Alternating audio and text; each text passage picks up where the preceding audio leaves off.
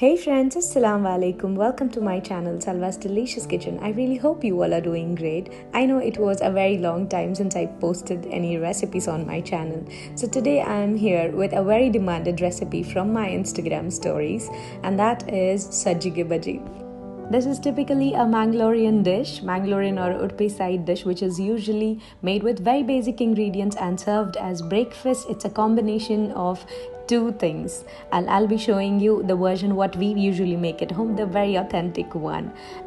And for those who are new to my channel, welcome. I really hope you all subscribe to the channel and hit the bell icon so that you do not miss any of my upcoming uploads. And all the ingredients are given at the description box below, so please do check it out from there. So now let's begin with the recipe. Here I have taken water and I'll keep it for boiling with 2 tablespoons of sugar and a teaspoon of salt in it. And this is 6 cups of water, as I'll be using 2 cups of Semolina, which is rava.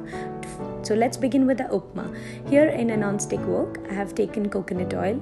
As we South Indians always use coconut oil for cooking, you can use it for the authentic taste. And here I have taken half a teaspoon of mustard seeds and adding some curry leaves along with some chopped green chilies with a small onion. As you can see, I have finely sliced the onions, and you need a little bit of patience now till the onions turn to be light golden color.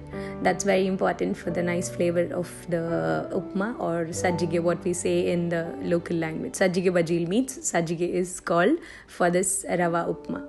And here I'm adding 2 cups of semolina, rava or Sooji, whatever you call it as. And on a nice medium flame, you need to roast this with quite a lot of patience, because you need to roast this for around 2 to 3 minutes minimum till you get that nice aroma of the Sooji. And here I'm frying this, and at the other side my water was into a good boil. And now, being very careful, just add the boiling water to the roasted rava. Just turn the flame into low as the water splashes everywhere, and keep continuously stirring so that it do not form any lumps. And now keep stirring it continuously for only about 25 to 30 seconds, even though you can see some water remaining in it or the consistency, but just take care and make sure you close the flame immediately as it's 30 seconds. Now here the flame was off, and in seconds you could see the upma was getting really thick, and the consistency would be perfect once it cools down. Just make sure that you do not leave the upma on the same stove. Just keep it aside, and let's begin to make the bajeel. Here I have taken the coconut oil, almost 1/4 cup, and then added mustard seeds, following with the cumin seeds and urad dal. And here I have also added 2 red whole chilies and 2 green chilies along with 1 large onion finely sliced. Now make sure you fry the onions till it's light golden brown, as I said the same for upma.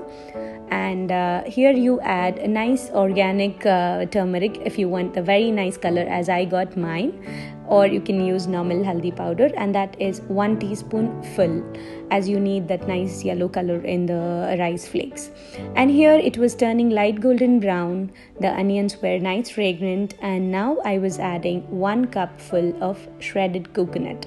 And here this coconut, just make sure you turn off the flame in just 10 seconds once you add the coconut. We don't want to fry the coconut for very long.